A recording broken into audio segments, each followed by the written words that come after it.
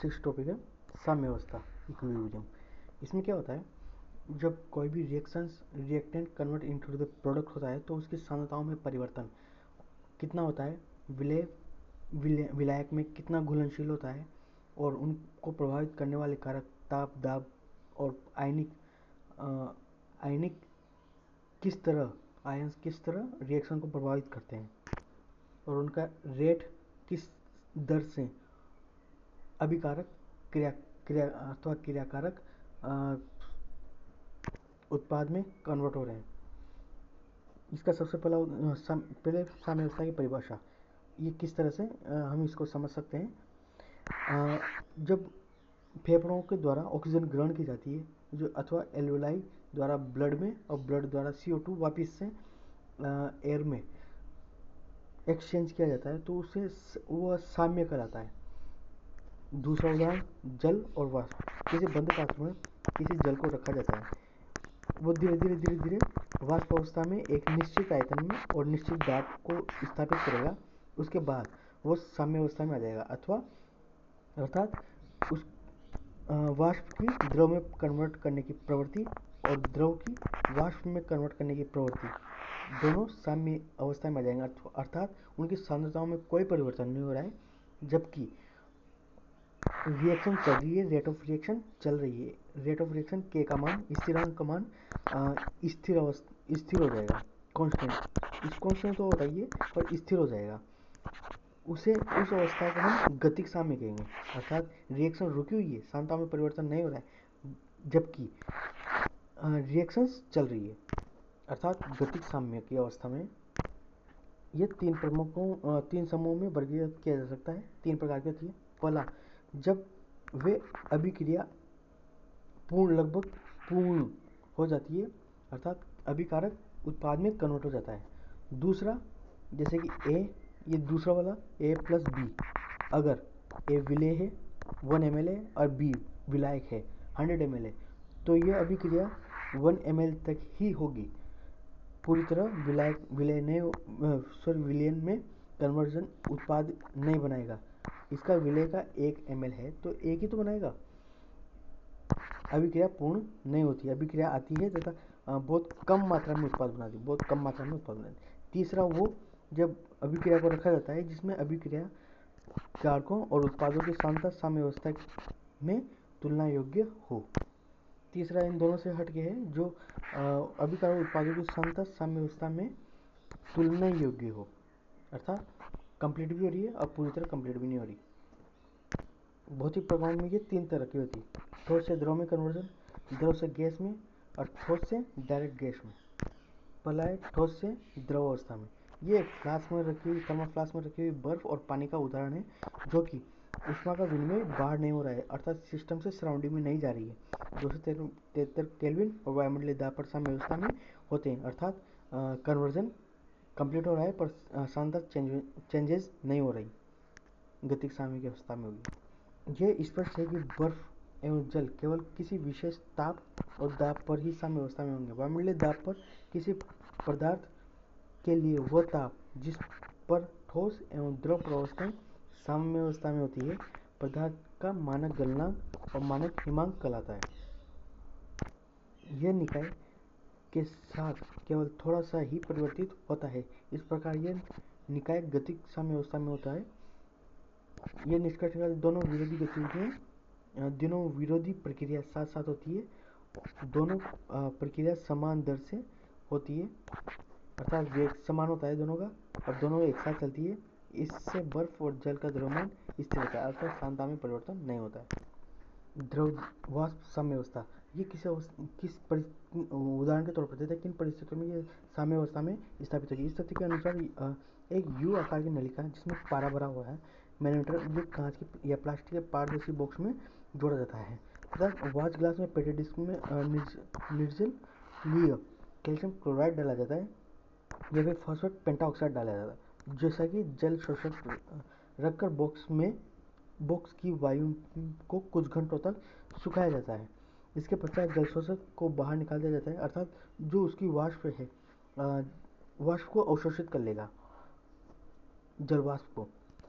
Box को एक तरफ टेढ़ा करके जल सहित एक वाच ग्लास पेटी डिश में शीघ्र रख दिया जाता है, जिस पता चलता है कि कुछ समय पश्चात दाएं बुझाएगी और पारा धीरे धीरे बढ़ता है, अर्थात उसमें वाष्प को निष्कासित करता है, जिस वजह से और अतः स्थिर हो जाता है। स्थिर हो जाता है मतलब वाष्प बनने की प्रवृत्ति कम हो जाती है, अर्थात साम्य अवस्था में आ जाता है। बॉक्स को दाब पहले बढ़ता है और फिर स्थिर हो जाता है, अतः समझ में आता है कि साम्य अवस्था स्थापित हो चुकी है जलवाष्प से। वाष्प ग्लास में जल का आयतन भी कम हो जाता है। प्रारंभ में बॉक्स में जलवाष्प नहीं होती है, जो पहले तो सोख ली गई थी, इस वजह से नहीं होती थे और थोड़ी सी हो सकती है, किंतु जल का वाष्पन होने से गैसीय प्रावस्था में जल के अणुओं के बदलने के कारण वाष्प दाब बढ़ जाता है, अतः पारा ऊपर चढ़ जाएगा। वाष्पन होने की दर स्थिर रहती है, अतः स्थिर अवस्था प्राप्त हो जाती है गतिक साम्य की अवस्था में, अतः साम्य स्थापित हो जाता है और प्रवाह नहीं होता है। सर्वप्रथम में पारा भर दिया जाता है, कैल्शियम क्लोराइड डाला जाता है, जो कि इसके जो वाष्प के अणु हैं इन्हें अवशोषित कर लेता है। फिर वापस इसको रीअरेंज करके अथवा इसको टेढ़ा करके वापस रखा जाता है, जो कि इसका दाब पहले तो बढ़ेगा फिर स्थिर हो जाएगा। क्यों? क्योंकि जो यहाँ वाष्प के अणु हैं वो पहले तो अवशोषित कर लिए गए थे, बाद में वापस साम्य अवस्था आने पर वाष्प के अणु वापस बनते हैं, जो कि दाब क्रिएट करेंगे और साम्य अवस्था स्थिर होने पर दाब ये स्थिर हो जाएगी। अतः कह सकते हैं कि जल और वाष्प की साम्य अवस्था में आ चुके हैं, वाष्पन की दर और संग्रहण की दर बराबर होगी। ठोस और वाष्प साम्य अवस्था। अब हम ऐसे निकायों पर विचार करेंगे जहाँ पर वाष्प अवस्था में ऊर्ध्वपातित होती है और आयोडीन को एक बंद पात्र में रखें तो उसमें बैंगनी वाष्प बढ़ जाती है। तय समय के साथ साथ तीव्रता में वृद्धि होती है, परंतु कुछ समय पश्चात रंग की तीव्रता स्थिर हो जाती है, अर्थात साम्य अवस्था में रहती है। इसके वाष्पन की दर और वापस सॉलिड में कन्वर्जन एक गतिक साम्य की अवस्था में आ जाएगा। इस स्थिति में साम्य अवस्था स्थापित हो जाती है और आयोडीन ऊर्ध्वपातित होकर आयोडीन वाष्प देता है, जिससे I2 और कपूर का ठोस में बदलना, NH4Cl का ठोस से वाष्प अवस्था में आना। ये गतिक साम्य में नहीं आएगी, ये साम्य अवस्था में आएगी। द्रव में ठोस अथवा गैस की घुलनशीलता संबंधित साम्य। द्रव पहले तो द्रव में ठोस, इसका सबसे अच्छा उदाहरण है चीनी का पानी में घुलना। और हम और अधिक चीनी को घोलेंगे तो थोड़ा सा घुलना कम हो जाएगा, अर्थात साम्य में आ जाएगी और ताप बढ़ाने पर और अधिक घुल जाएगी, बाद में वो क्रिस्टल बनाएगी, क्रिस्टल अलग हो जाएंगे। अगर एक सीमा से अधिक चीनी ना घुल पाए उसे संतृप्त विलयन कहते हैं। विलय की विलयता ताप पर निर्भर करती है। संतृप्त विलयन क्या होते हैं? जो कि एक सीमा से अधिक घुलनशीलता ना हो पाए, ऐसे अणुओं की ठोस अवस्था एवं विलय के विलयन के अणुओं के बीच गतिक साम्य स्थापित होता है। चीनी से ठोस और चीनी के घुलने की दर, चीनी के क्रिस्टल बनने की दर एक समान होती है। रेडियो एक्टिव चीनी की सहायता से उपरोक्त दरों एवं साम्य अवस्था की गतिक प्रकृति को सिद्ध किया गया है। यदि हम रेडियो एक्टिवता, ठीक है, ये जो ऊपर शुद्धिकरण है इन्हीं को रेडियो एक्टिव तत्वों से फाइंड आउट किया है। द्रव में गैसें, जिसका सबसे अच्छा उदाहरण है सोडा वाटर बॉटल। जैसे जैसे ताप बढ़ेगा घुलनशीलता कम होती जाएगी और जैसे जैसे ताप घटेगा ऋणात्मक में जाएगा फ्रीजिंग पॉइंट से नीचे, तब फ्रीजिंग पॉइंट तक, तब उसकी घुलनशीलता बढ़ती जाएगी। एक स्थिर ताप पर उसकी घुलनशीलता कम हो जाएगी, उसकी घुलनशीलता बंद हो जाएगी अथवा वो गतिक साम्य की अवस्था में आ जाएगा।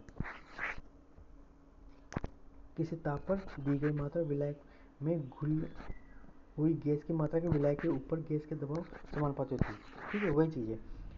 तापमान अगर जैसे कि 2 डिग्री सेंटीग्रेड कर दिया, तब उसकी विलयता जो होगी वो फिक्स हो जाएगी निश्चित ताप एक पर। उसकी विलयता थोड़ी सी बढ़ेगी, परंतु वो गतिक साम्य की अवस्था में आने पर वो रुक जाएगी विलयता, और वापस जैसे 5 डिग्री सेंटीग्रेड आया तो विलयता घटती जाएगी और 5 डिग्री पर एक स्थिर साम्य अवस्था में वापस आ जाएगी।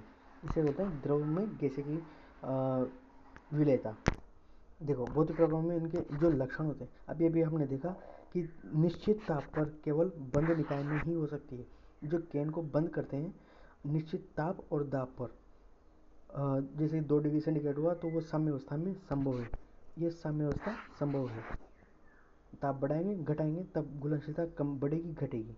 दोनों की विरोधी अभिक्रियाओं का वेग बराबर होता है, अर्थात साम्य की अवस्था में कह सकते हैं, और सांताओं में परिवर्तन नहीं हो रहा है एक निश्चित समय के बाद। इसे गतिक साम्य की अवस्था कहते हैं। ठीक है। इसके मापने के गुणधर्म स्थिर होते हैं। गुणधर्म स्थापित भौतिक प्रक्रम साम्य अवस्था स्थापित हो जाती है। ठीक है, वही चीज़ है। ये किसी निश्चित समय पर यह मान दर्शाता है कि साम्य अवस्था तक पहुंचने तक कितने भौतिक प्रक्रमों की सीमा आगे बढ़ेगी। ठीक है, वही चीज़ है। और साम्य अवस्था की गतिक साम्य ये होता क्या है? प्रोडक्ट ए लिया, जो अभिकारक है उनकी सांद्रता धीरे धीरे ए और बी की सांद्रता, क्रियाकारकों की सांद्रता घटेगी और उत्पाद की सांद्रता बढ़ेगी। एक निश्चित समय अंतराल पर इनकी सांद्रताओं में परिवर्तन नहीं होगा, अर्थात ये एक लाइन में इनकी सांद्रताओं में ये सांद्रता है। एक निश्चित समय पर सांद्रताओं में परिवर्तन नहीं होगा, अर्थात ये गतिक साम्य की अवस्था में आ जाएगी। अर्थात ए प्लस बी से सी प्लस डी में कन्वर्जन होगा और सी प्लस डी का ए प्लस बी में। सांद्रताओं में कोई परिवर्तन नहीं हो रहा है। उस जो अंतिम प्रोसेस है ए प्लस बी की लोवेस्ट क्वांटिटी, अर्थात जैसे कि ये 50 ml लिया तो ये 5 ml पर जाके इसका कन्वर्जन बंद हो जाएगा, सांद्रताओं में परिवर्तन बंद हो जाएगा और इसकी 50 ml से इसकी 45 हो जाएगी और 5 कन्वर्जन नहीं होगा। 5 की अवस्था में ये साम्य की अवस्था में आ जाएगा, अर्थात गतिक साम्य में सांद्रताओं में परिवर्तन नहीं हो रहा है, लेकिन जो वेग है वो दोनों का बराबर हो गया इस अवस्था में। इनके कुछ उदाहरण हाइड्रोजन NH2 N2 और NH3 और ड्यूटेरियम इस प्रकार से दे सकते हैं। N2 H2 और NH3, इसमें क्या होगा? डाइहाइड्रोजन H2 का मान निश्चित रूप से जैसे 10 ml लिया, तब यह 10 की क्वांटिटी में लिया तो ये 2 में ही कन्वर्ट हो जाएगा, और इसकी मात्रा भी 10 ली तो ये भी 2 में ही कन्वर्ट होगा, अर्थात सांद्रताओं में ज़्यादा परिवर्तन नहीं हो रहा है। और अमोनिया इसकी भी 2 में ही कन्वर्ट होगा, इसकी भी मात्रा 2 रहेगी और यह एक समय के बाद साम्य अवस्था में आ जाएंगे सारे, अर्थात सांद्रताओं में परिवर्तन नहीं हो रहा है, वेग भले ही सबका बराबर है। जैसे शुरुआती तौर पर H2I2 की मात्रा पहले घटेगी फिर साम्य अवस्था में आएगी, इसके बाद ये कन्वर्जन नहीं होगा और इसकी मात्रा HI की मात्रा पहले बढ़ेगी फिर ये साम्य अवस्था में आ जाएगी हाईएस्ट मात्रा। और अभिक्रिया को बिल्कुल उल्टा कर दिया जाए तो HI की मात्रा घटेगी, ये निश्चित समय पर साम्य अवस्था में आएगी और H2I2 की मात्रा बढ़ेगी, ये भी साम्य अवस्था में, ये गतिक साम्य अवस्था में आएगी। रासायनिक साम्य अवस्था के नियम एवं साम्य अवस्था स्थिरांक। साम्य अवस्था स्थिरांक क्या होता है? Kc उत्पादों की सांद्रता अपॉन अभिकारकों की सांद्रता। ये कैसे आया? देखो, जब अभिकारक काम करेंगे उनके जो रेट होगी वो स्थिरांक के समानुपाती होगी, और ए की सांद्रता की और बी की सांद्रता के समानुपाती होगी। ये तो थी इक्वेशन फर्स्ट, अर्थात ये फॉरवर्ड डायरेक्शन है और आर बैकवर्ड का वेग, बैकवर्ड का जो वेग होगा वो स्थिरांक के बी फॉरवर्ड अपॉन सी की सांद्रता और डी की सांद्रता के समानुपाती होगी। इक्वेशन 2, जब ए अपॉन बी करेंगे तब के सी का मान आएगा। के सी का मान जो साम्य स्थिरांक है, पूरी अभिक्रिया का साम्य स्थिरांक, अर्थात किस अवस्था पर ये साम्य स्थापित करेगी वो होगी के एफ अपॉन के बी। तब साम्य पर दोनों ही बराबर होंगे, आर ए और आर बी का वेग बराबर रहेगा, परंतु साम्य जो स्थिरांक है के एफ अपॉन के बी का मान जस्ट अपोजिट करने, ये बटे में करने पर, अर्थात भाग में करने पर के एफ अपॉन के बी ये इस साइड आएंगे और ये इससे साइड क्रॉस कनेक्शन होगा, तब के एफ अपॉन के बी रहेगा उत्पाद की सांद्रता अपॉन अभिकारक की सांद्रता, अर्थात कह सकते हैं कि के सी बराबर उत्पाद की सांद्रता अपॉन अभिकारक की सांद्रता। और इसमें जो ये जो साइन है ये सांताओं का साइन है, और इनकी मात्राओं का साइन, जैसे कि 2 मोल ए लिया, 3 मोल बी लिया, 4 मोल सी लिया और 5 मोल डी लिया। तब एक जो सी का जो 4 मोल लिया है, इसकी जो घात है 4, इसे कोटि कहेंगे, और डी की 5, बी की 3 और ए की 2, ये इनकी कोटियाँ हैं, ये इनके समानुपाती होगी, अर्थात इनकी कोटियों के वर्ग गुणज के समानुपाती होगी। देखो इसमें जो साम्य स्थिरांक है, जो सी डी और ए बी, ये इनकी जो मात्राएं हैं वो उनके कोटियों पर चढ़ेगी। समांग साम्य क्या होते हैं? जब सभी गैसीय अवस्था में हो, अभिकारक और उत्पाद दोनों अभिकारक अभिक्रिया करके गैसीय अवस्था, वो भी ये समांगी मिश्रण कहलाएगा, गैसीय अवस्था में कन्वर्जन हो। एक्वस लिक्विड, एक्वस एक्वस क्या होते हैं? या तो जलीय विलयन में बना हुआ हो, या विलायक के रूप में जल यूज हो रहा है, उसे एक्वस कहेंगे। गैसीय निकाय में साम्यावस्था स्थिरांक अगर गैसीय निकाय है तो कह सकते हैं कि दाब स्थिरांक है, जो कि पीवी बराबर एनआरटी गैस पीवी बराबर एनआरटी होती है, एन बाई वी, ये सांद्रता के बराबर होगा, अर्थात सांद्रता के मोल प्रति लीटर, सांद्रता को ही कहते हैं एनआरटी। अतः दाब स्थिरांक निकालने के लिए सीआरटी द्वारा निरूपित करेंगे। अतः दाब स्थिरांक दाब की जो सांद्रता है उसी के द्वारा निरूपित होगी, जो कि आरटी एक्स्ट्रा में आएगा दाब स्थिरांक में। तो सांद्रता, इसको हम केसी लिख सकते हैं, केसी स्थिरांक, सांद्रता स्थिरांक आरटी की पावर डेल्टा एन, मतलब इनकी कोटियों का अंतर, उत्पाद की जो कोटियाँ हैं उनका योग माइनस, अर्थात अंतर, अभिकारक की जो कोटियाँ हैं उनका योग का अंतर, डेल्टा एन कहलाएगा। अभी आप आगे देखते हैं। देखो कुछ इस प्रकार से दाब जो कि सांद्रता आरटी एक्स्ट्रा में निकलेगा और केसी यहाँ जुड़ेगा, तब केसी द्वारा निरूपित किया जा सकता है, और आरटी की पावर डेल्टा एन, यहाँ डेल्टा एन क्या होगा? C plus d minus a plus b, c plus d n minus d, अतः कह सकते हैं के पी बराबर के सी आरटी की पावर डेल्टा एन। विषमांग साम्य व्यवस्था क्या होती है? विषमांग में जो इनका फेज है ये सबका अलग अलग होता है, सॉलिड और एक गैस। अतः सॉलिड तो स्थिर अवस्था में होता है। विषमांग साम्य व्यवस्था में अधिकतर शुद्ध, ठोस और शुद्ध अवस्था में प्रयुक्त होते हैं, द्रव भाग लेते हैं। विषमांग साम्य व्यवस्था में ठोस और द्रव शुद्ध व्यंजन सरल बना सकते हैं। अतः शुद्ध मन मोलर सांद्रण तथा सांद्र पर निर्भर नहीं करता, उनकी मात्रा पर निर्भर नहीं करता। ठोस उनकी मात्राओं पर निर्भर नहीं करता। अतः कह सकते हैं कि केपी बराबर केसी, जो कि देखो ये उदाहरण देखिए, इसमें जो गैसीय फेज है, गैसीय फेज है, सॉलिड फेज है। सॉलिड स्थिर अवस्था में होता है, अतः केसी बराबर केपी के बराबर होगा, केसी बराबर केपी। यहाँ पर भी कुछ ऐसा हो रहा है, एक्वस फेज अर्थात लिक्विड सॉल्यूशन है, विलियन जो है वो लिक्विड है, और यहाँ लिक्विड और सॉलिड का कोई महत्व नहीं रह जाता, इस वजह से केपी बराबर केसी। साम्यावस्था स्थिरांक के अनुप्रयोग, कुछ लक्षण निम्न प्रकार के। साम्यावस्था स्थिरांक का व्यंजक तभी उपयोगी होता है, जब अभिकारकों उत्पादों की सांद्रता साम्यावस्था पर स्थिर हो जाए, अर्थात गतिक साम्य की अवस्था में हो। साम्यावस्था स्थिरांक का मान अभिकारकों उत्पादों की प्रारंभिक सांद्रताओं पर निर्भर नहीं करता, अर्थात प्रारंभिक सांद्रताओं पर निर्भर नहीं करता कि कितना भी लो, वो साम्य जब react convert into the product हो जाएंगे, प्रारंभिक सांद्रता खत्म हो जाएगी, तो जो अंतिम जो उत्पाद की सांद्रता होगी वो साम्य अवस्था में जो प्रारंभिक सांद्रता पर निर्भर नहीं करती है। स्थिरांक का मान एक संतुलित समीकरण द्वारा व्यक्त रासायनिक क्रिया के लिए निश्चित ताप पर विशिष्ट होता है, जो ताप बदलने पर के साथ बदलता है। तो साम्यावस्था स्थिरांक अग्रवर्ती अभिक्रिया के साम्य स्थिरांक के मान के व्युत्क्रम होता है, अर्थात जो उत्क्रम अभिक्रिया का साम्य अवस्था पर स्थिरांक, अग्रवर्ती जो अभिक्रिया चल रही है वो बिल्कुल 1/kc होगा, जैसे इसका मान kc है 1/kc डैश।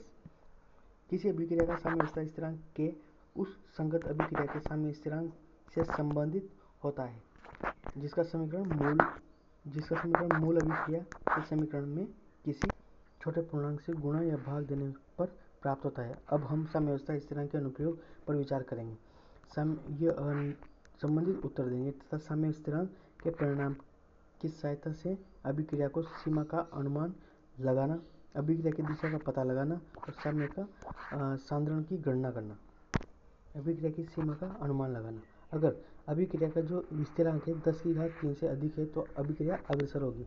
अगर 10⁻³ से कम है तो अभिक्रिया बहुत ही कठिनाई से होगी, स्लोली, बहुत ही अग्रसर नहीं होगी, बहुत ही लोवेस्ट कह सकते हैं इसे, और 1 के बराबर होगी तो वह साम्यावस्था पर उपलिखित है, अर्थात वह साम्यावस्था पर अवेलेबल हो जाएगी।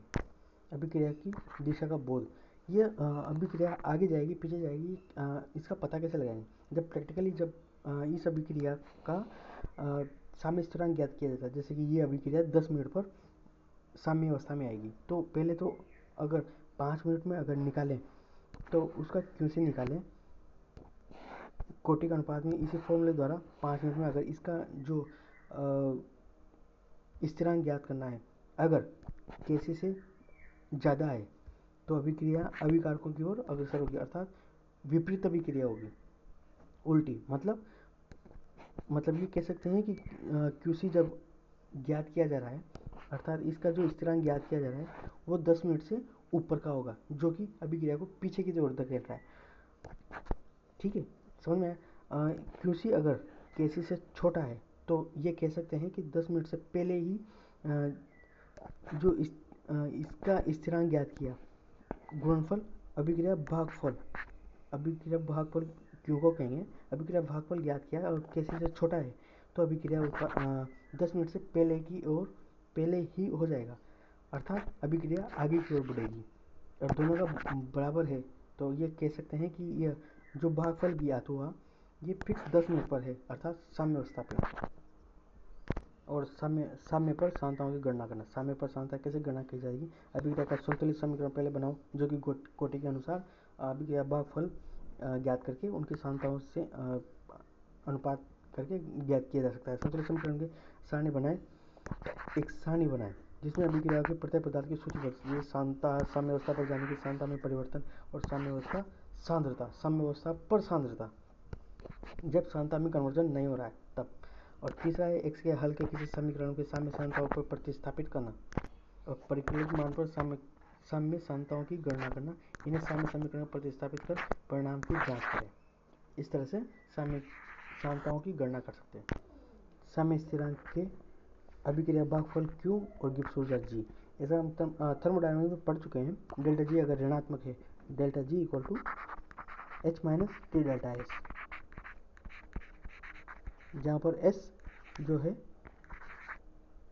T डेल्टा S, जहाँ H क्या है?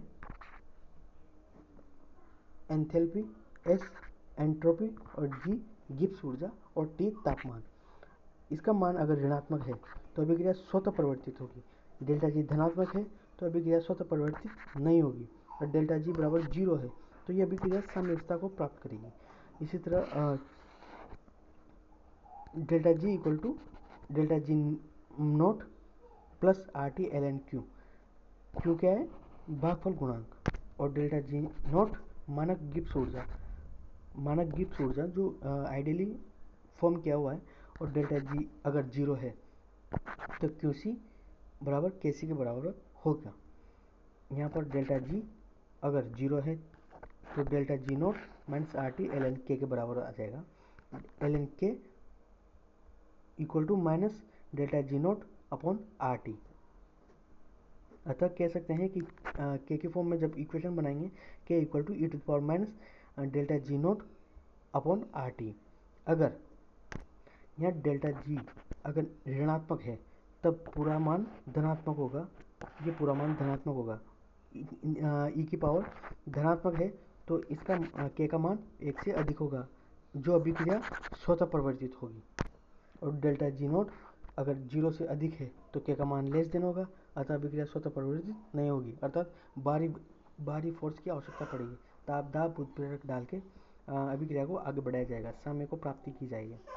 साम्य को प्रभावित करने वाले कारक क्या क्या है? रासायनिक संश्लेषण के प्रमुख उद्देश्यों में से एक है कि न्यूनतम ऊर्जा के व्यय के साथ अभिकारकों का उत्पादों में अधिकतम परिवर्तन हो, जिसका अर्थ है उत्पादों की अधिकतम लब्धि ताप दाब की मध्यम परिस्थितियों में हो। यदि ऐसा नहीं होता है तो प्रायोगिक परिस्थितियों में परिवर्तन की आवश्यकता होती है। उदाहरण के तौर पर N2H2 NH3 में कन्वर्जन, अर्थात दाब ताप और सांद्रता में परिवर्तन। लाशाती साहब ने बताया कि अगर ये सब दाब ताप सांद्रण के जो परिवर्तन हुआ वह किस दिशा में अभिक्रिया को लेकर जाएगा। इस सिद्धांत के अनुसार किसी निकाय की साम्यावस्था परिस्थितियों में निर्धारित करने वाले कारक सांद्रता दाब और ताप में से किसी में भी परिवर्तन होने पर, अगर इनमें से किसी का भी एक का परिवर्तन होता है तो अभिक्रिया उस दिशा में अग्रसर होगी जिससे निकाय पर लगाया हुआ प्रभाव कम अथवा समाप्त हो जाए। अर्थात किसी अभिक्रिया में अगर उसका जो साम्य स्थिरांक है वो थोड़ा सा शिफ्ट हो जाएगा, समय ज़्यादा लगेगा। अर्थात जैसे कि सांद्रता में परिवर्तन किया तो उसका साम्य स्थिरांक थोड़ा सा शिफ्ट होगा। अगर लेफ्ट साइड अगर कम है तो लेफ्ट साइड शिफ्ट होगा, ज़्यादा है तो राइट साइड शिफ्ट होगा। हम ताप दाब और सांद्रता तीनों में देखेंगे।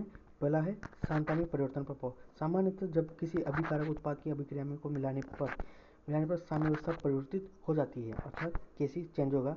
जो इसका अनुमान लाशाते द्वारा जो अभिक्रिया देखा है, अपन पहले पढ़ चुके हैं।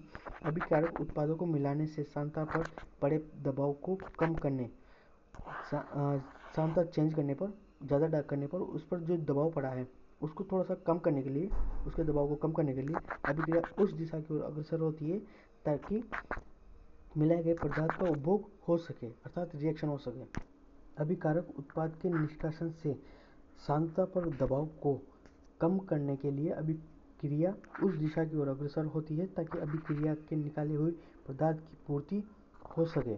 जब किसी अभिक्रिया के अभिकारकों या उत्पाद में से किसी एक का सांद्रण साम्यावस्था पर बदल दिया जाता है तो साम्यावस्था मिश्रण के संगठन में इस प्रकार परिवर्तन होता है कि सांद्रण परिवर्तन के कारण पड़ने वाले प्रभाव कम अथवा शून्य हो जाए। और जैसे उदाहरण के तौर पर H2I2 को जब लिया जाता है, सीधे तौर पर सीधी सी बात है, साम्यावस्था पर H2 की सांद्रता ये है, I2 की सांद्रता ये है और HI की सांद्रता ये है। अगर H2 की सांद्रता को बढ़ाया जाता है तब साम्यावस्था पर आने तक यह इस अवस्था में साम्यावस्था पर होगी, इसकी सांद्रता थोड़ी सी घटेगी और इसके साथ जो साम्यावस्था पर जो सांद्रता थी विलायक के रूप में I2 की सांद्रता और कम हो जाएगी और HI की सांद्रता बढ़ेगी। बढ़ने के बाद ये थोड़ी देर बाद जो साम्यावस्था में आएगी तब इसकी सांद्रता बढ़ चुकी होगी, इसकी सांद्रता कम हो चुकी होगी और इसकी सांद्रता जो पुरानी सांद्रता है उससे तो कम से कम ज़्यादा ही होगी। अर्थात अभिक्रिया आगे की ओर अग्रसर है, अर्थात KF फॉरवर्ड डायरेक्शन में कन्वर्जन करेगी। अतः हम फॉर्मूले से भी देखें तो जब प्रायोगिक रूप से Kc ज्ञात करते हैं और बाद में जब H2 की मात्रा को बढ़ाएंगे तो 1/2 हाफ से गुणज होगा Qc, तो Qc का मान ऑब्वियस सी बात है कम होगा। अगर कम हुआ तो Qc अगर लेस देन Kc है तो अभिक्रिया आगे की ओर अग्रसर होगी, अर्थात फॉरवर्ड डायरेक्शन में चलेगी। और Qc का मान अगर Kc से बड़ा है तो अभिक्रिया बैकवर्ड डायरेक्शन में अग्रसर होगी। ये हम पहले पढ़ चुके हैं। और यहाँ एक और उदाहरण दिया हुआ है, इसे भी हम ज्ञात कर सकते हैं। दाब में परिवर्तन, इसको कैसे नापेंगे? जो इनका फेज है वो सभी गैसीय फेज में होंगे। अतः अगर Kp ये दाब स्थिरांक है, जो दाब जो स्थिरांक है उसका अगर Qp भागफलन अगर Kc से छोटा है, इसके स्थिरांक से छोटा है Kp से, तब यह अग्र दिशा में होगी। जैसे यहाँ पर इनका गुणक जो क्यूब है H2 का, इसका जो मोलों की संख्या है वो 3 है। इसमें Kc से 4 गुना कम है, अतः अभिक्रिया आगे की ओर अग्रसर होगी। आगे की ओर अग्रसर क्यों होगी? क्योंकि यह दाब दुगना हो गया है। दाब दुगना और पिछले जो सांद्रता जब सांद्रता बताई गई तब इनकी जो सांद्रता है उनको दुगना किया गया था और यहाँ 3 गुना है, इस वजह से बटे 4 की फॉर्म में कन्वर्जन होगा और अभिक्रिया आगे की ओर अग्रसर होगी। अक्रिय गैस के योग का प्रभाव, यदि आयतन स्थिर रखते हैं, आयतन को स्थिर अवस्था में रखते हैं और एक अक्रिय गैस जैसे ऑर्गन जो अभिक्रिया में भाग नहीं लेती है को मिलाते हैं तो साम्य अपरिवर्तित रहता है, क्योंकि स्थिर आयतन पर अक्रिय गैस के मिलाने पर अभिक्रिया में भाग लेने वाले पदार्थों की मोलर सांद्रताओं और दाब में कोई परिवर्तन नहीं होता है स्थिर आयतन में, और इस आयतन में परिवर्तन करते हैं तो दाब में परिवर्तन होगा। इस वजह से अभिक्रिया में भाग तभी होगा जब ये भाग में परिवर्तन भाग अभिक्रिया भाग फल में परिवर्तन केवल तभी होगा जब गैस अभिक्रिया में भाग लेने वाले अभिकारक या उत्पाद हो। ये अक्रिय गैस अक्रिय ही रहती है। अभिक्रिया के उत्पाद और अभिकारकों में परिवर्तन करेंगे तभी परिवर्तन होगा, अक्रिय गैसों से कोई परिवर्तन नहीं होगा। और तापमान में परिवर्तन, तापमान में परिवर्तन अगर अभिक्रिया ऊष्माक्षेपी अभिक्रिया है अर्थात डेल्टा एच ऋणात्मक है तब ताप स्थिरांक के बढ़ने पर घटता है, अतः अभिक्रिया आगे की ओर अग्रसर होगी। ऊष्माशोषी अभिक्रिया में ताप स्थिरांक के बढ़ने पर यह बढ़ता है। तापक्रम के साम्य स्थिरांक अभिक्रिया में वेग परिवर्तन लाता है। यह ऊष्माक्षेपी अभिक्रिया है। ये एक ऊष्माक्षेपी अभिक्रिया है। लाप्लास के सिद्धांत के अनुसार तापक्रम बढ़ने पर साम्य अवस्था बाई दिशा में स्थानांतरित अर्थात शिफ्ट हो जाता है एवं अमोनिया की साम्य अवस्था सांद्रता कम हो जाती है अर्थात अभिक्रिया पीछे की ओर अग्रसर होगी, बैकवर्ड साइड। उत्प्रेरक का प्रभाव, उत्प्रेरक क्या काम करते हैं? उत्प्रेरकों के क्रियाकारकों के उत्पाद में परिवर्तन कम ऊर्जा वाले मार्ग अर्थात एक चीज बताऊँ, साम्य अवस्था तो अपरिवर्तित रहेगी, परिवर्तित नहीं होगी साम्य अवस्था, परंतु अग्रभिक्रिया का जो वेग है वेग को यह कई गुना बढ़ा देता है और पश्चाभिक्रिया का जो वेग है उसको भी कई गुना बढ़ा देता है। उदाहरण के तौर पर मैं बताऊँ, निकल का जो निकल की जो प्लेट है वो हाइड्रोजन के साथ अगर अभिक्रिया करवाई जाती है तो ये हाइड्रोजन निकल पर बाइंड हो जाते हैं और सारी अभिक्रियाओं को फटाफट रिएक्शन करवाते हैं। ये कम ऊर्जा वाला मेथड है। और अगर जैसे कि निकल की प्लेट ना डाले तब H2 अणुओं को तोड़ना और जो कार्बन डबल बॉन्ड एल्किन को ले लो, एल्किन के साथ हाइड्रोजन का जुड़ना बहुत ही मुश्किल होगा, अपेक्षाकृत मुश्किल होगा, और उत्प्रेरक को डालने पर ये फटाफट रिएक्शन कर जाएगी और ये कम ऊर्जा वाला मेथड है और ये साम्य अवस्था अपरिवर्तित रहेगी। नेक्स्ट टॉपिक है विलयन में आयनिक साम्य अवस्था। आयनिक साम्य अवस्था से क्या मतलब है? वो अभिक्रिया जिसमें सब और आयन शामिल है, विद्युत अपघट्य शामिल है, उनकी जो रिएक्शन मैकेनिज्म है वो साम्य अवस्था पर उनकी सांद्रताओं में परिवर्तन नहीं होता और गतिक साम्य अवस्था में उन्मुख दिखाई देते हैं। ऐसी अवस्था को आयनिक साम्य अवस्था कहते हैं। वह अगर सीधे बताएं तो इसमें आयन शामिल होंगे और उसमें रिएक्शन मैकेनिज्म चलेगा। आयन्स कहाँ से बनेंगे? अम्ल, क्षार और लवण, ये तीनों क्या होते हैं? अम्ल जो होते हैं वो अम्ल नीले लिटमस को लाल कर देते हैं और क्षार लाल लिटमस को नीला कर देते हैं, और लवण जिसमें अम्ल और बेस दोनों शामिल होते हैं उस अभिक्रिया में लवण कहलाएगी। अर्थात अभिक्रियाओं में आयन एक्सचेंज होगा, इलेक्ट्रॉन प्रोटॉन का आयन एक्सचेंज, और अम्ल क्षार के आरएनए धारणे। इसमें जो अम्ल और क्षार वास्तव में होते क्या हैं? प्रोटॉन और इलेक्ट्रॉन के जो अंतर एक्सचेंज होते हैं उसके बाद जो वो रिएक्शन प्रोड्यूस करते हैं उन्हें अम्ल और क्षार कहते हैं। अर्थात उनका जो रिजल्ट है, जो उनका प्रभाव है, प्रोटॉन और इलेक्ट्रॉन के एक्सचेंज होने के बाद जो उनका प्रभाव है वो एसिड और बेस कहलाएगा। इसके बाद आरएनए साहब क्या बोलते हैं? जो H+ दान करे वो एसिड और जो OH- देते हैं वो होते हैं क्षार। अर्थात आरएनए साहब ने H+ OH- की अवधारणा दी थी। और जो HX एक्वस है इसको अगर जैसे कि सॉलिड भी डाला जाए, सॉलिड पार्टिकल्स लिक्विड में डाला जाए तो भी वो एक्वस में ही कन्वर्जन होगा, क्योंकि जो विलेन होगा वो H2O लिक्विड में ही होता है विलायक के तौर पर, इस वजह से इसे एक्वस सॉल्यूशन कहते हैं। और ब्रोंस्टेड लोरिस आप क्या बोलते हैं, जो H+ दान करे वो एसिड और जो H+ ग्रहण करे वो बेस। आर्यन साहब ने H+ OH- की अवधारणा दी थी, ब्रोंस्टेड लोरिस ने H+ की अवधारणा, H+ दान करे वो एसिड, H+ ग्रहण करे वो बेस। जैसे इस अभिक्रिया में NH3 H2O के साथ अभिक्रिया करवाने पर जो H+ है NH3 है, H+ दान करेगा वो, इसमें H2 है वो H+ दान करेगा और NH4 में कन्वर्जन होगा। फिर उसके बाद जो होगा वो H+ दान करेगा, ये संयुग्मित अम्ल होगा। H+ दान करने की क्षमता इसमें बाद में आएगी, पहले बेस की H+ ग्रहण करने की क्षमता होगी और यह H2O अम्ल की तरह कार्य होता है। और OH- संयुग्मित क्षार।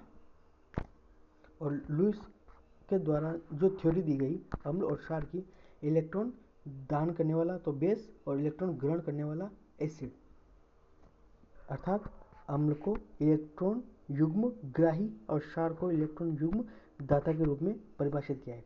अर्थात जो आर्यनेस और ब्रोंस्टेड लोरिस साहब ने जो बोला H+ दान करने की क्षमता और इलेक्ट्रॉन ग्रहण करने की क्षमता, बात वही है। H+ दान कब करेगा, जब इलेक्ट्रॉन ग्रहण करेगा, अर्थात वो एसिड ही कहलाएगा और इसका जस्ट अपोजिट क्षार कहलाएगा। उदाहरण के तौर पर देखें BF3NH3 और BF3NH3 ये एक लवण बनाएगा। अम्लों और क्षारकों का आयनन अधिकतर रासायनिक एवं जैविक अभिक्रियाओं में जलीय माध्यम में होती है, जलीय माध्यम में ही होती है रासायनिक अभिक्रियाएं, जैविक अभिक्रियाएं। इन्हें समझने के लिए आर्यनेस की परिभाषा के अनुसार अम्लों और क्षारों के आयनन की विशेषता उपयोगिता परक्लोरिक और हाइड्रोक्लोरिक HCl, हाइपरब्रोमाइड HBr, ठीक है। इन्हीं सबसे पूरी केमिस्ट्री H+ दान करने वाला, OH- दान करने वाला और इलेक्ट्रॉन, इसी पर, इन्हीं तीनों पर आधारित है। अम्ल और क्षार और लवण कैसे बनेंगे, जल का आयनन स्थिरांक और आयन गुणनफल। आयनन स्थिरांक मतलब जो आयनों का किस अवस्था किस स्थिति पर साम्यावस्था में आएंगे, H3O+ और OH की सांद्रता और H2O की सांद्रता। अगर इससे गुणित किया जाए स्थिरांक से तो Kw आएगा, जो कि H3O+ और OH- की सांद्रताओं पर निर्भर करेगा। Kw को आयनन गुणनफल कहलाएगा, जो कि H+ OH- की सांद्रताओं पर डायरेक्ट समानुपाती होगा। 298 केल्विन ताप पर H+ आयनों की सांद्रता 10⁻⁷ और OH की भी 10⁻⁷, अतः टोटल मिलाकर 10⁻14 m के बराबर होगी, जो कि अम्लीय माध्यम में H3O+ OH- से अधिक होगा। H3O+ अगर ये उदासीन सॉल्यूशन है तो इन दोनों की सांद्रताएं बराबर होगी और क्षारीय माध्यम में OH- की सांद्रता ज़्यादा होगी। pH स्केल क्या होता है, H+ आयन की सांद्रताओं का ऋणात्मक लोगरिथम लेने पर उसका जो प्रायोगिक मान है वो pH स्केल कहा जाता है। अगर ऐसे ही Kw को अगर लोगरिथम लिया जाए तो इसका लोगरिथम pH + pOH = 14 आ जाए। 10⁻14 जो है ऋणात्मक लोगरिथम से गुणित होने पर 14 के बराबर होगा। अर्थात pH स्केल में एसिड और बेस को 14 गुणक है, 14 में ही नापा जाता है, जो कि 7 से कम एसिड और 7 से ज़्यादा बेस कहलाएंगे। अर्थात pH 7 + 7 जो होंगे वो एसिड और बेस का अंतर कहलाएगा। किसी भी का भी मान अगर ऋणात्मक लॉगरिथम लेने पर ये 14 के अंदर ही आएगा, अर्थात एसिड और बेस ही होंगे। pH अगर 7 से कम है तो एसिड, pH 7 से ज़्यादा है तो क्षार और उदासीन है तो pH बराबर 7 आएगा, जो कि हाइड्रोजन आयन की सांद्रता के 10⁻⁷ बराबर 7 से अधिक होगा। पुराने मेथड में जब लिटमस पेपर से जो रंग पत्रावली देखा जाता था वह कुछ इस प्रकार है, 7 से अधिक बेस और 7 से कम एसिड, कुछ इस प्रकार से रंग दे देते थे। अम्ल जो कि नीले लिटमस को लाल कर देते थे और क्षार लाल लिटमस को नीला कर देते थे। दुर्बल अम्लों का आयनन स्थिरांक कैसे निकालेंगे, कोई भी रिएक्शन हुई उसमें प्रारंभिक सांद्रता C है और इसकी 0 होगी। C सी अल्फा कोटि पर माइनस सी अल्फा इसकी सांता होगी, जो कि सी माइनस सी अल्फा, और इसकी प्लस सी अल्फा बड़ी और इसकी प्लस सी अल्फा बड़ी, दोनों की इतने इतने मोल बढ़े और इसकी कितनी कम हुई, सी माइनस सी अल्फा। अतः वियोजन स्थिरांक और आयनन स्थिरांक कैसे निकालेंगे, इस ये गुणित ये अपॉन सी 1 माइनस अल्फा, सी कॉमन लेने पर 1 माइनस अल्फा, और इसका स्थिरांक होगा। अतः k equal to H plus X minus upon H X. किसी निश्चित ताप पर k है और एच एक्स की प्रबलता का माप, अर्थात k का मान जितना अधिक होगा अम्ल उतना अधिक प्रबल होगा, और k विमाएं रहित राशि है। और pKa का जो Ka का मान, अगर Ka का ऋणात्मक लोगरिथम लेने पर pKa में कन्वर्जन होगा, जो कि pH स्केल पर गणना संभव है। दुर्बल क्षारकों का आयन स्थिरांक, इनका जो क्षारक का जो आयन स्थिरांक है वो Kb द्वारा डिनोट किया जाएगा, M plus OH minus upon MOH, उत्पादों की सांद्रता अपॉन अभिकारक की सांद्रता। विकल्पतः यदि C क्षारक की प्रारंभिक सांद्रता है तो अल्फा क्षारकों की आयनन मात्रा, तब Ka into Kb equal to Kw के मान के बराबर होगा, K इंटू Kb। इनका जो K स्थिरांक का जो K नेट है वो K1, K2, K3 अतः अनंत तक जो इनका स्थिरांक चलेगा वो Kw के टोटल के बराबर होगा।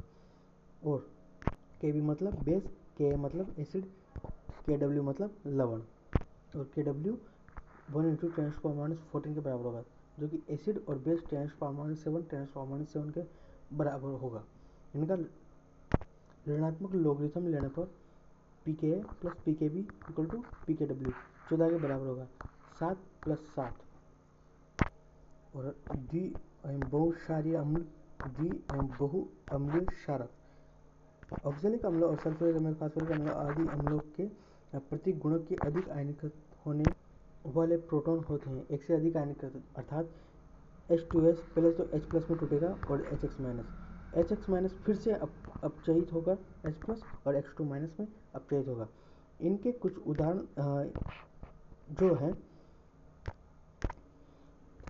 कुछ इस प्रकार से, इनको K1 पहला अपचयित हुआ तब, और दूसरा अपचयित हुआ K2, इसी तरह K3, K4 आगे भी जा सकते हैं। ऑक्सैलिक अम्ल का जो K1 है वो 5.9 इंटू 10⁻², इसको ऋणात्मक लोगरिथम लेने पर 2 के आसपास आएगा, और इसका K2 5 के आसपास आएगा, जो कि ये ज़्यादा एसिडिक है, ये हल्का सा अपेक्षाकृत बेसिक है। हालांकि ये भी एसिडी है, और K3 नॉट पॉसिबल। और एस्कॉर्बिक एसिड का 4, और इसका हाईली, ये तो बेसिक है, H प्लस ग्रहण करेगा मतलब, और ये H प्लस दान करेगा। सल्फ्यूरस में 10⁻² और 10⁻8, अर्थात ये बेसिक है, ये एसिडिक है। इसका जो सल्फ्यूरिक अम्ल का पहले तो H प्लस दान करने की प्रवृत्ति बहुत ज़्यादा रखेगा, अत्यधिक है, एसिडिक, हाईली एसिडिक, और दूसरा वाला है वो भी एसिडिक है, 10⁻², अपेक्षाकृत ये दोनों ही कंपाउंड हाईली एसिडिक होंगे। अम्ल सामर्थ्य प्रभावित करने वाले कारक, अम्ल की जो सामर्थ्य है वो इलेक्ट्रॉन नेगेटिविटी पर डिपेंड करते हैं। HF की इलेक्ट्रॉन नेगेटिविटी काफ़ी ज़्यादा है फ्लोराइड की, जो कि H प्लस दान करने की क्षमता काफ़ी कम रखेंगे अपेक्षाकृत HI की तुलना में। HI जो है इसकी एक तो त्रिज्या भी बहुत ज़्यादा है, आवेश रखने की क्षमता भी ज़्यादा है, इस वजह से ये H प्लस दान करने की क्षमता काफ़ी ज़्यादा रखेगा HF की तुलना में। इसको जो प्रभावित करने वाले कारक हैं, एक तो विद्युत ऋणता होगी, दूसरा अम्ल सामर्थ्य, तीसरा इसकी ध्रुवणता, और चौथा इसकी जो बंध सामर्थ्य है, बंध टूटने की सामर्थ्य, अर्थात जितना ज़्यादा स्ट्रॉन्ग बॉन्ड होगा वो उतना ही लेट टूटेगा, अर्थात उसकी स्थिति ऊर्जा उतनी ही ज़्यादा होगी।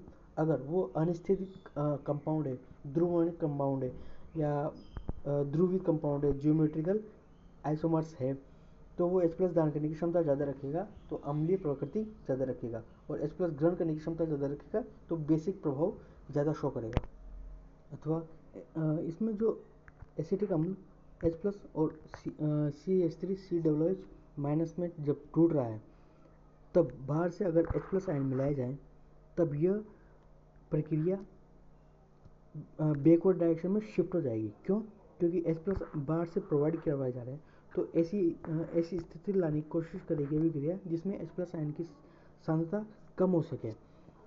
यह घटना सम आयन प्रभाव का उदाहरण है।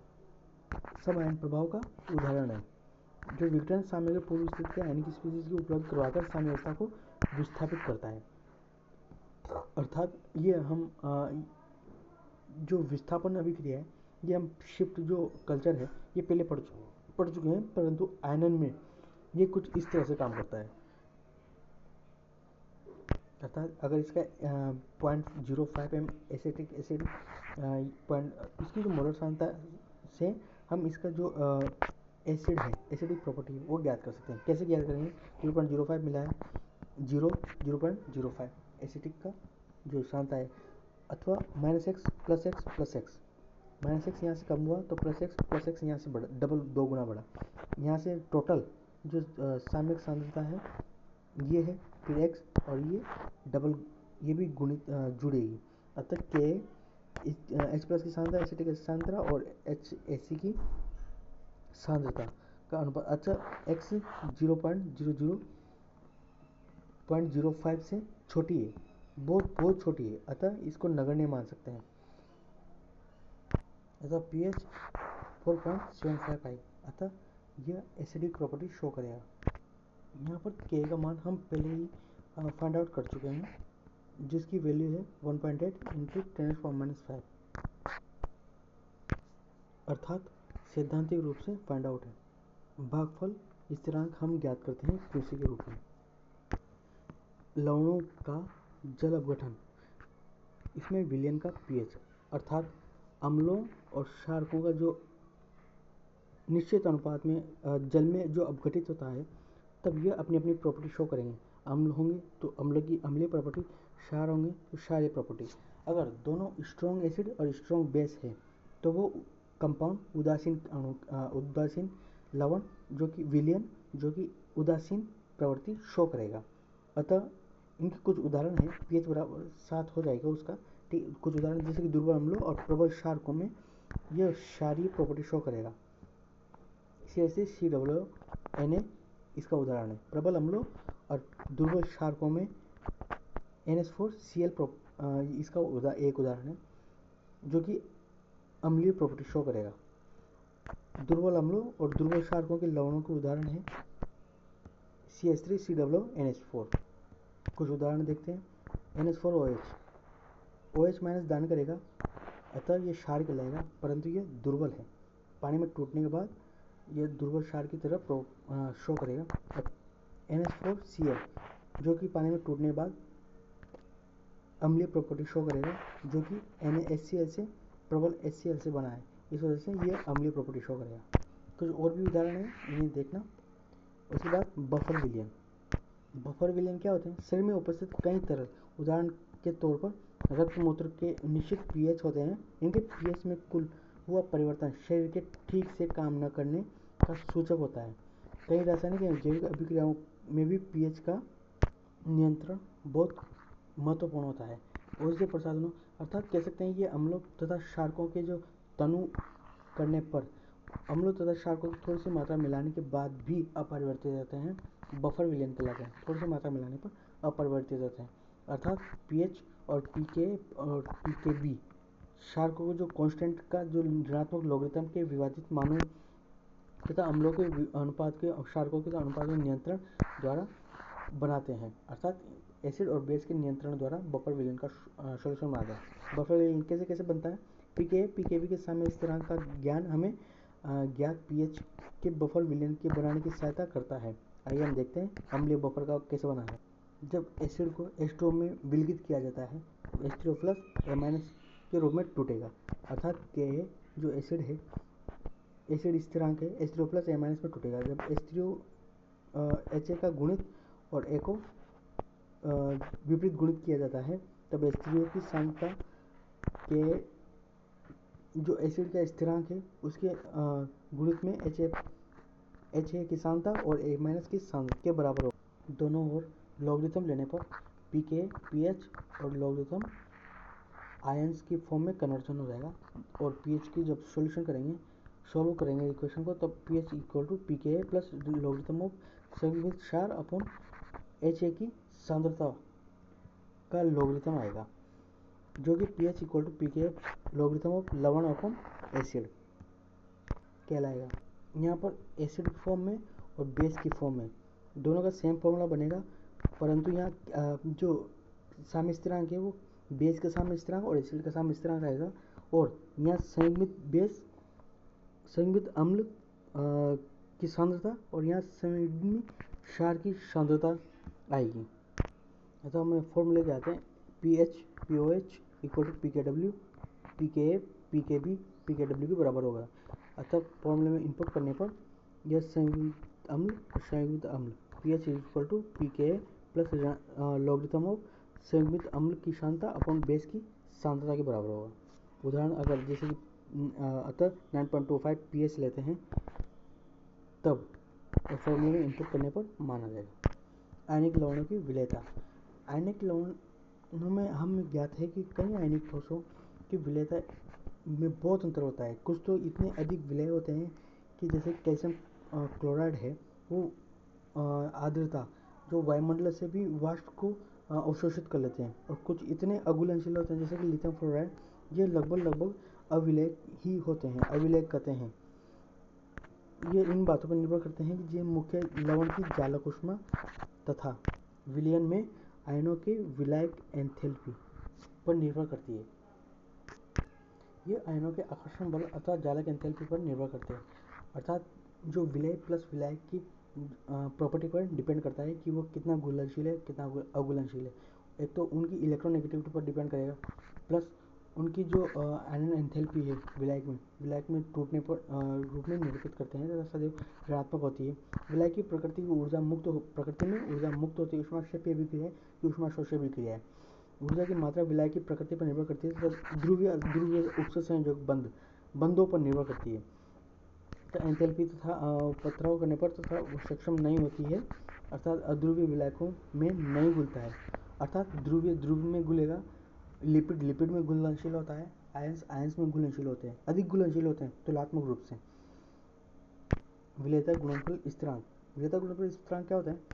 जो स्थिरांक है उत्पाद की सांद्रता अपॉन प्रोडक्ट की सांद्रता, अर्थात रिएक्टेंट की सांद्रता। अब KSP होगा, वो जब KSP जो गुणनफल स्थिरांक है, विलेयता गुणनफल स्थिरांक। विलेयता मतलब अगर ये प्रोडक्ट ज़्यादा, इसकी सांद्रता अगर ज़्यादा है तो इसकी जो विलेयता गुणनफल स्थिरांक है उसका भी मान ज़्यादा होगा। ये फॉर्मूला से भी देखते हैं, जो इसका फॉर्मूला कुछ इस तरह से होता है, और BSO4 KSP का मान अगर अधिक होगा तो इसका जो स्थिरांक है और BSO4 का जो सांद्रता है का गुणज का मान भी अधिक होगा, अर्थात जो उत्पाद की सांद्रताओं का गुणज है उसका मान भी अधिक होगा। ये बढ़ेगा तभी तो विलेयता घुलनशील होगा, अर्थात घुलनशील होगा जल में, या फिर टूटने की क्षमता अधिक होगी। चलो एक उदाहरण से देखते हैं। अगर KSP की विलेयता गुणनफल कहते हैं तो KSP का प्रायोगिक मान 298 केल्विन पर 1.8 इंटू 10⁻10 है। तो इसका अर्थ है कि ठोस बेरियम सल्फेट जो अपने संतृप्त विलयन के साथ साम्य अवस्था में है कि बेरियम सल्फेट के आयनों की सांद्रताओं के गुणनफल के स्थिरांक के तुल्य होगा। अतः दोनों बेरियम सल्फेट की मोलरता के बराबर होती है। अतः यदि मोलर विलेयता S हो तो जो बेरियम सल्फेट की मोलर विलेयता ये होगी 1.1 इंटू 10⁻5 मोल प्रति लीटर होगी। और KSP का मान जो इनके आयन की जो जितने मोल है, आयन्स के जितने मोल है, अर्थात X into P plus equal to Y into Q minus, उतना ही अधिक KSP होगा। अतः इस फॉर्मूले से यहाँ से अपने अपनी टर्म्स डालने पर फाइंड आउट कर सकते हैं S का मान। आयनिक लवणों की विलेयता पर सम आयन प्रभाव। लाशात सिद्धांत के अनुसार आशा की जाती है कि यदि किसी लवण विलयन में किसी आयन की सांद्रता बढ़ाने पर आयन के विपरीत आवेश के आयन का साथ संयोग करेगा एवं विलयन में कुछ लवणों की अवक्षेपित होगा, कुछ लवण अवक्षेपित होगा जो कि PBT फॉर्म में नीचे बैठेगा, तब तक एक बार KSP और QSP न हो जाए जब तक साम्य अवस्था में ना आ जाए अथवा साम्य अवस्था में ना आ जाए, सांद्रता घटती जाएगी तथा कुछ ये भी जो लवण की साम्य अवस्था तक ही अभिक्रिया चलती रहेगी। ये जो हम अभिक्रियाओं में साम्य स्थिरांक में पढ़ चुके हैं वही आयनन के साथ होगा। जब KSP QSP के बराबर हो, जो संतुष्ट जब बराबर ना हो जाए तब तक ये अभिक्रिया साम्य अवस्था तक चलती रहेगी और के एसिड का जो स्थिरांक है वो H प्लस की सांद्रता Q की X माइनस की सांद्रता और HS की सांद्रता के बराबर होगी।